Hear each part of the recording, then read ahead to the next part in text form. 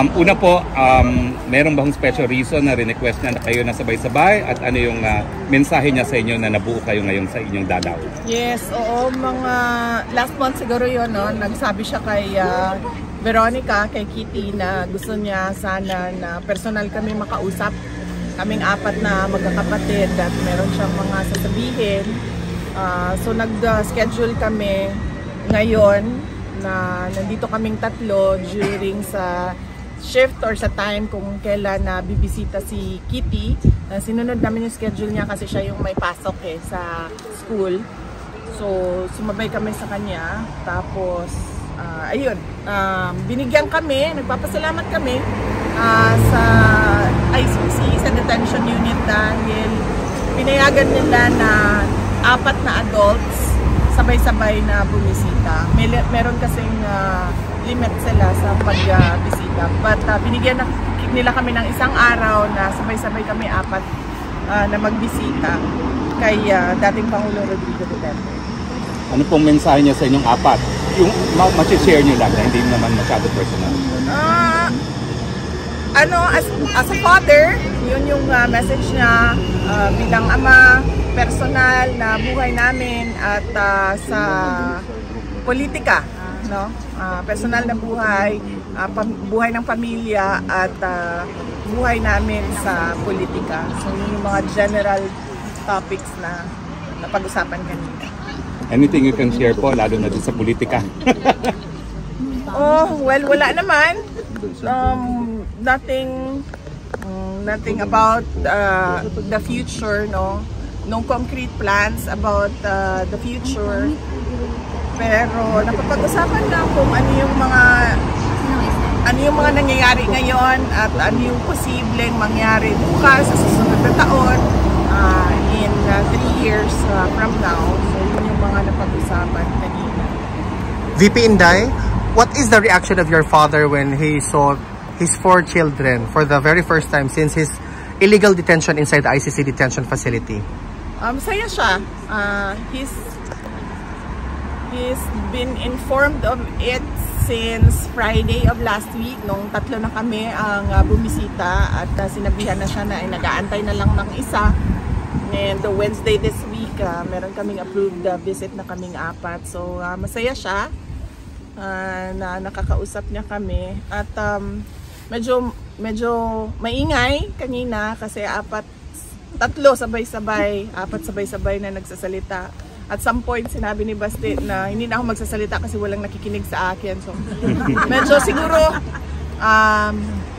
na-miss niya yung ganon na discussions, na labo-labo, sabay-sabay nagsasalita lahat. At masaya siya na nakabisita kaming 4. VP Inday, how's the health situation of your father? Okay naman siya. Kanina, chinek namin siya. Minasahe siya for 1.5 hours ni Congressman Pulong Duterte. So, minasahe yung 2 paa niya. And then, inano yung circulation because napansin niya no, na medyo gray, ashen gray yung kanyang isang paa. So, minasahe ng maayos para maayos din yung circulation. Minasahe yung 2 arms niya, yung likod niya, yung kanyang leeg, minasahe din ni Congressman Pulong Duterte. And before kami pumasok, kinausap ako nung isang nurse. Sabi niya na kapag meron daw, sabihin ko daw sa lahat ng mga bibisita na huwag daw siya bigyan ng snacks. Kasi merong vendo doon sa loob kung saan kami bumibili ng Coke Zero, ng soft drinks, ng juice. Huwag daw bumili ng snacks doon kasi sobrang taas ng kanyang sugar ngayon at gusto nilang pabilisin yung pagpapababa ng sugar. So pinagbawalan siya kumain pero inalaw naman siya sa kanyang Coke Zero kung mag-request siya. Basta ang sinabi lang nila is that minomonitor nila yung pagkain niya sa taas kaya wag siyang bigyan ng snacks dahil hindi nila ma-monitor ang sugar doon. And nakikita nila nagsispike yung kanyang sugar, blood sugar. So, pinagsabihan kami wag mag-share ng snacks. VP, just to follow up on that, how do you feel personally when you saw all of your siblings together with your father to meet him for the very first time? Ako? Together with all of your siblings. Yes, personally, VP, sa'yo. How do you feel? Hindi ko naisip yun First time pa natin na apat na iba. Since birth? Sa pagbisita, VP. Wala akong feelings. Wala. Hindi ko naisip yon. Pero ang sa akin lang is that kung ano yung makapagpasaya sa kanya, yun ang gagawin. So, nag-request siya ng personal na pagkikita na kaming 5. So, binigay namin sa kanya yon. Thank you, VP. VP, first time kasi na nakapanayan kayo since the dismissal of the impeachment, no? Ano yung naging reaction niya and any advice si Tatay Digong sa inyo now that the impeachment was dismissed, although there is a pending MR? Tagal na nun Wait lang. Na-inform mo siya, diba, no? Oo. I think, ano sinabi? Hindi kasi na-discuss yun. Extremely proud. Ayun yung sinabi. Extremely proud. Hindi kasi kami nagkausap nung dismissal ng impeachment. Visit ata ni Kitty yun and siya yung nagbigay ng news kay President Duterte. Any advice for your future political plans? Si Tatay Digong? Wala kami pinag-usapan na 2028 wala kami pinag-usapan ng 2028 elections kanina.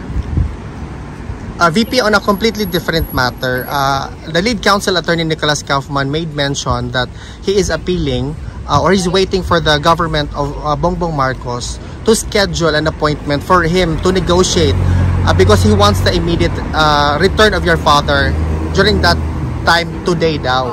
What is your... Can you weigh in to this statement of Attorney Nicholas Kaufman? Is that possible or should we ask this question na lang kay Attorney Kaufman? I think it is best if we ask Attorney Nicholas Kaufman to explain his statement. Kasi I cannot speak for him and I cannot say kung ano yung I cannot say what his plans are. Thank you, VP. But do you think PBBM will allow him back? I cannot speak for BBM as well. CIA, siguro tanungin mo? Ha? Si. Ha? CIA. VP, ngayon lang yung nagdemanda si Yorme, Mayor Isko, kay Congressman Chua regarding sa mga flood control.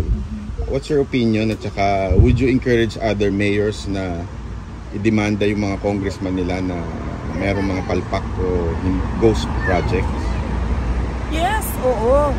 Trabaho ng trabaho ng Commission on Audit na mag-imbestiga kung meron silang makita na anomalya sa mga projects. So based on their audit or based on investigation sa DPWH, kung hindi man dahil sila yung iniimbestigahan based on NBI or the special committee ng DOJ na mag-imbestiga, dapat talaga pagpanagutin yung mga public officials at yung mga contractors ng ghost projects at ng substandard projects dahil delikado yun sa mga mamamayan.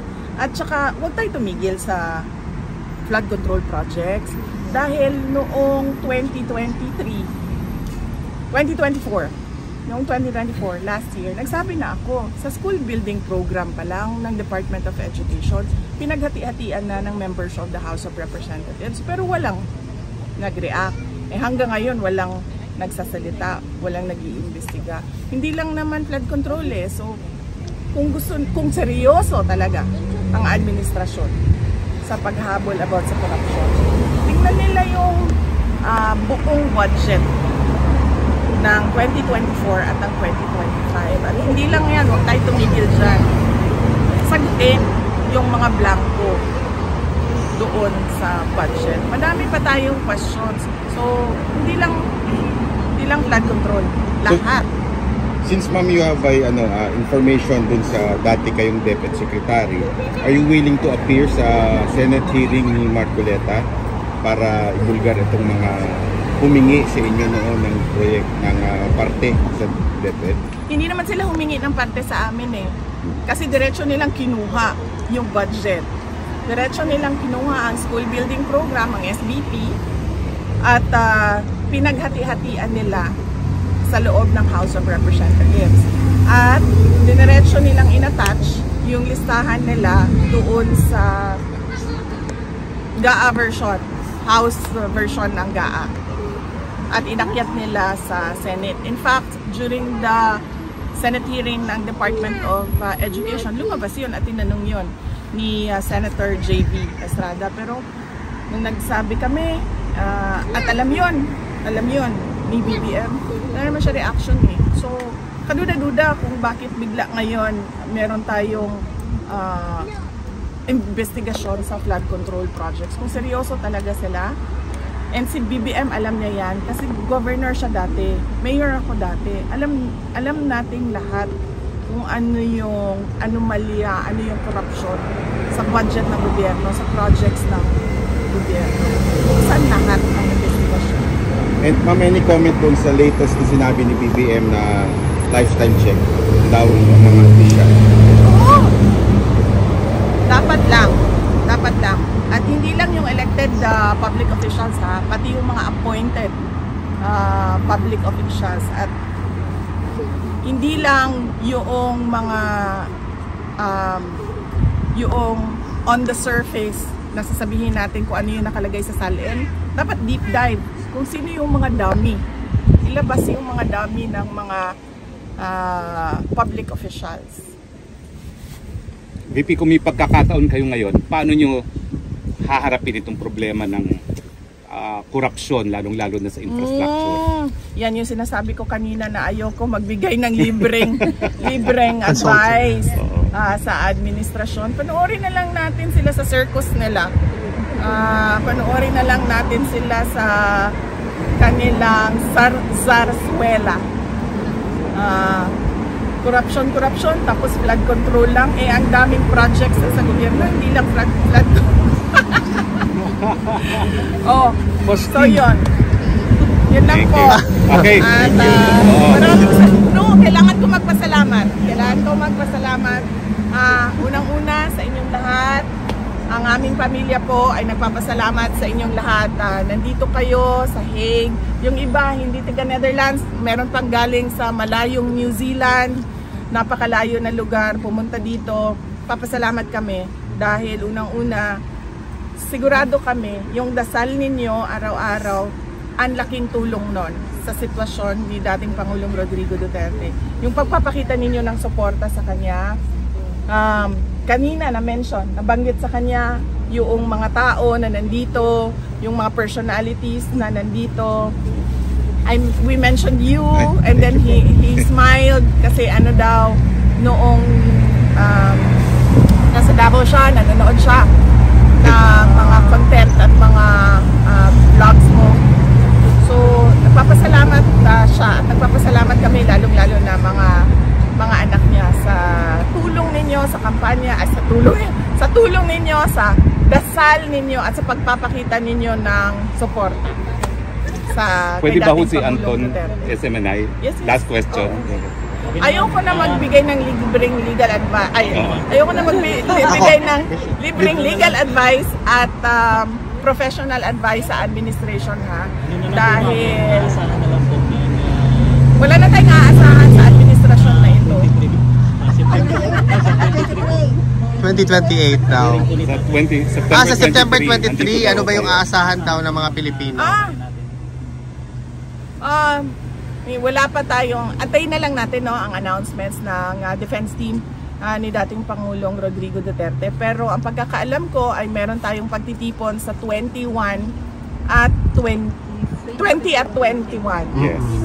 20, 21, 22. Actually, ma'am, it's from 23. 19 to the 24th. 19, 20, 21, 22, 23, 24. Okay, 6 days. Okay. September. So Opo. merong pagtitipon ang mga Filipinos dito sa The Hague, September 19 until September 24. 26 yan. So, yun yung mga mangyayari sa We will also buwan have ng the September. exhibits, ma'am, also. We will reinstall the exhibits that Yes. doon sa Landvan office. Okay, Pwede sige. magpahula kami. Okay, sige, sige. Okay. All the exhibits. Maraming salamat Maraming salamat sa suporta ninyo. And sa 20 and 21, meron din sa Japan. Malaki yung hinanda ng Filipino community sa Japan, September 20 and 21. Nagpapasalamat kami na hindi kayo bumibitaw. Yes. Maraming salamat. Hanggang sa dulo. Hanggang sa dulo. Ang tanong, malaki rin ba dito sa Netherlands? Malaki rin ba? Yes! Sigurado kayo? Thank you, VP. Opo, salamat. Mami, oras ba for picture?